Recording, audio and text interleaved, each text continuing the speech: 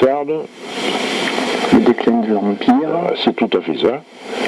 1812-1815. Alors le manteau est Amiral de brigade de cavalerie légère. Est authentique, à l'exception de la veste, qui n'est pas de cet uniforme, puisque c'est une veste au rouge, alors qu'il devrait avoir une veste bleu ou noire. Là, bon, ce sont des armes de cavalerie classiques, le sabre long, la botte monte en haut sur le genou, voilà. Alors, ça c'est, si tu veux, ces cuirassiers-là, ce sont des chars d'assaut. C'est pour ça qu'ils sont très protégés par des gants en cuir. Alors là, il n'y avait plus le mouchoir, mais des gants très haut montants, en cuir pour éviter le coup de sabre. Voilà. Donc là, on est déjà, on se perfectionne de plus en plus, hein, tu vois. Voilà. Alors donc, si tu veux, sa tenue, lui, c'est une tenue de front, d'attaque.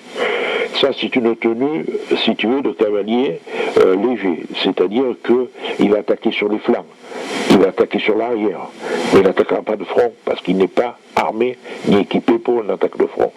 Lui, oui. D'accord. Voilà la différence de ces régiments-là. Le cavalerie légère. Voilà. On a mis blanc, voilà, c'est ça.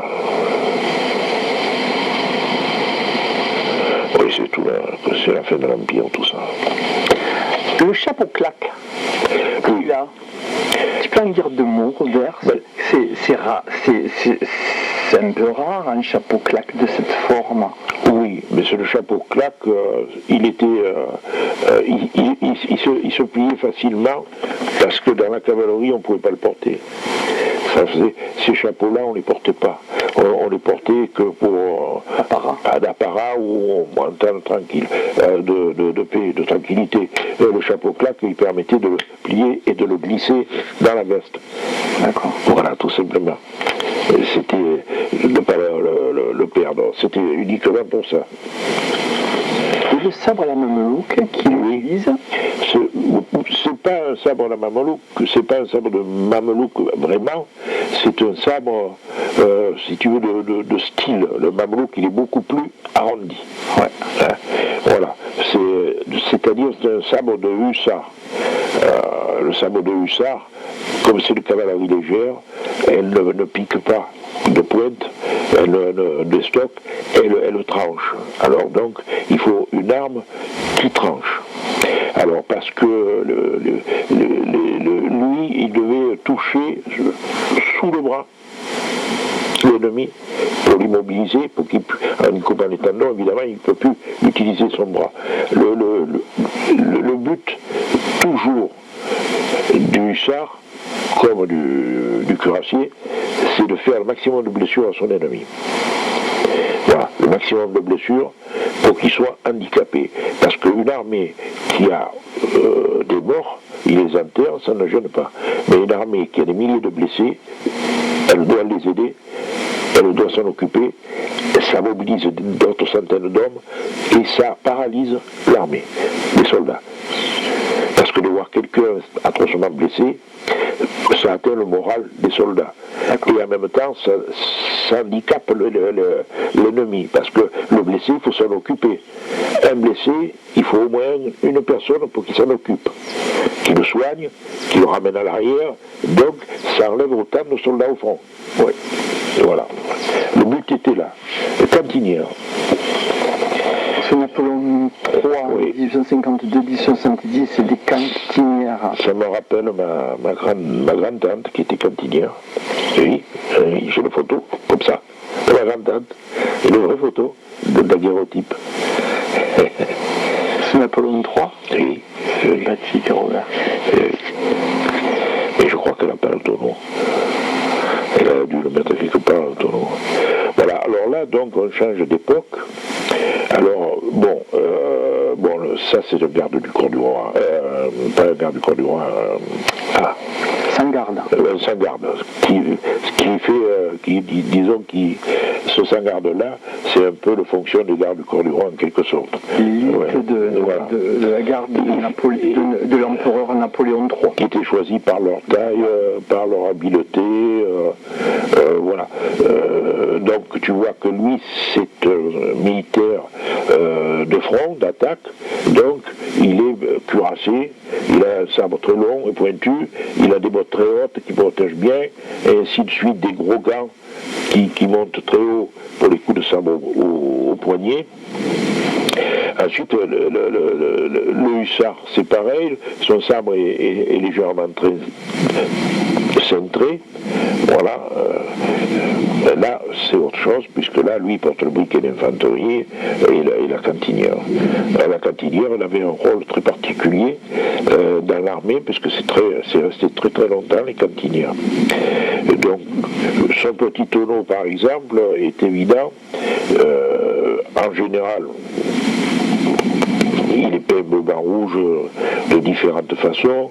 Soit il a l'aigle impérial dessus qui est peint, ou soit il est carrément en cuivre ou en bronze ou en laiton fixé dessus le tonneau. Mais la plupart du temps, sur les tonneaux, ils sont des tonneaux normaux où il n'y a rien dessus. Voilà, je peux t'en montrer si tu veux. La différence avec une vivandière, est-ce que ça vient uniquement monétairement? Non, la cantinière est un soldat femme? Non, la cantinière, oui, elle peut être un soldat femme, mais elle a le rôle principal, la cantinière, d'aider les soldats dans leur quotidien. C'est-à-dire, elle doit, par exemple, leur fournir du papier s'ils veulent écrire, leur fournir de l'encre, les aider à écrire les lettres s'ils ne savaient pas écrire et lire. Elle doit leur apporter tout ce qui est le confort du quotidien, et le petit tonneau, un petit coup d'eau de vie, ça aussi a le confort du soldat. Et une oreille peut-être, parce que c'était tous des soldats jeunes et les cantinières, des fois, elles avaient déjà bien... oui, la cantinière était toujours mariée, parce que en général, le mari servait d'aubergiste au régiment. C'est lui qui a agrémenté les ordinaires. Quand, à la force de bouffer la gamelle, des fois tu as envie de bouffer un steak. Alors bon, tu vas t'adresser au mari de la cantinière qui lui va te pourvoir en vin, éventuellement, à tout ce qui peut, voilà. Donc elle a un rôle primordial, la cantinière, parce qu'en général, les soldats venaient de lointaines provinces pour l'époque, et ils étaient seuls. C'était des gens qui venaient d'un milieu simple, parce qu'on s'engageait dans l'armée, parce que l'armée fournissait une prime d'engagement qui aidait la famille à rester au pays. La prime, souvent, c'était pour sortir de la misère, la famille. Ensuite, il avait un salaire, il avait des vêtements, il fallait, recoudre les vêtements, parce qu'il touchait un uniforme que tous les 2 ans, et il fallait qu'il tienne 2 ans. Alors s'il était plein de trous, voilà. Avant d'avoir un autre uniforme. Et la cantinière était là pour ça. Elle était là, voilà. Travaux d'aiguille. Un peu de tous. C'était rémunéré. Elle faisait payer un tout petit peu, mais presque rien, parce que les soldats n'étaient pas riches.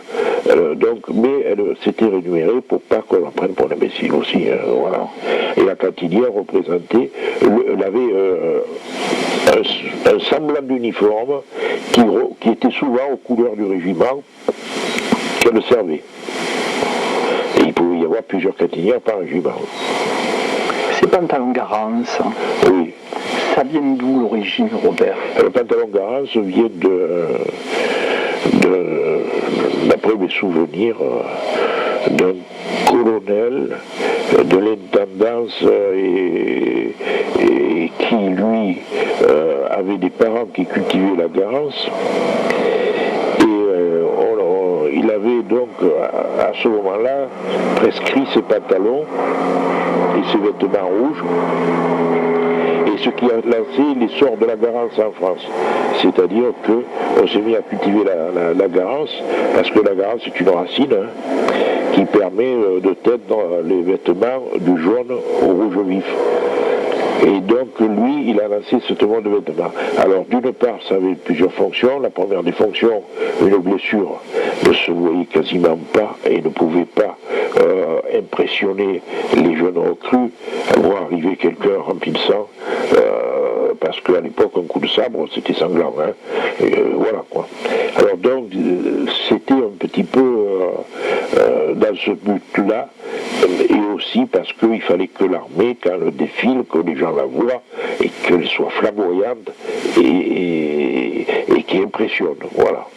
Moi, je te parlais plus du pantalon de la cantinière en rouge. La cantinière, elle avait le pantalon en rouge, jaune au rouge vif.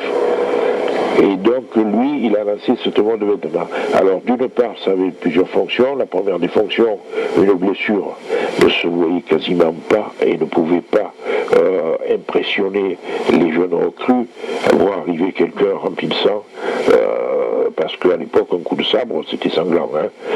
Voilà quoi. Alors donc, c'était un petit peu dans ce but-là, et aussi parce qu'il fallait que l'armée, quand elle défile, que les gens la voient, et qu'elle soit flamboyante, et qui impressionne. Voilà. Moi, je te parlais plus du pantalon de la cantinière en rouge. La cantinière, elle avait le pantalon en rouge parce qu'elle portait les couleurs de son régiment. D'accord, ok. Voilà. Si son régiment était en noir, elle aurait été en noir. D'accord. Tout simplement. Voilà. Et C'est les aigles de Napoléon, là c'est Napoléon III. Ouais, ils sont différents. En 1852 c'était du bronze, me semble-t-il. En 1860 c'était en aluminium plus léger. Ah, non, l'aluminium sous l'Empire venait d'être découvert et c'était une denrée rare et chère, très chère. Alors seul l'empereur en avait un exemplaire en aluminium qui lui servait de presse-papier. Mais sinon, les autres étaient en bronze. Alors, le bronze, les aigles régimentaires de Napoléon III diffèrent de l'empereur Napoléon Ier par l'emplacement des foudres et des griffes de l'aigle. Mais ils sont quasiment presque identiques, à quelque chose près. Il y a une différence qui est assez... bon, il faut l'avoir à l'œil. Les avoir à côté pour quelqu'un qui... voilà, tu vois. Le caisson est à peu près pareil, la tête est à peu près pareil, les ailes à peu près pareil, ça diffère qu'au niveau des griffes. Les serres. Voilà, les serres, les griffes que je mets, les serres. Voilà. Il y a aussi au niveau des aigles, il faut savoir que toutes les mairies à l'époque, sous Napoléon III et même Napoléon Bonaparte, possédaient des drapeaux avec les aigles. Et ils faisaient faire leurs aigles, souvent par un artiste local. Alors là, c'est extrêmement rigolo parce que les aigles qui étaient faits dans les mairies et les villages de France, qui étaient achetés chez les uns chez les autres, diffèrent beaucoup souvent de l'aigle officiel avec les foudres. Souvent, ils ressemblent plus à une poule qu'à un aigle. C'est assez rigolo. Il y a des collections d'aigles comme ça. Je vais changer la cassette, Robert.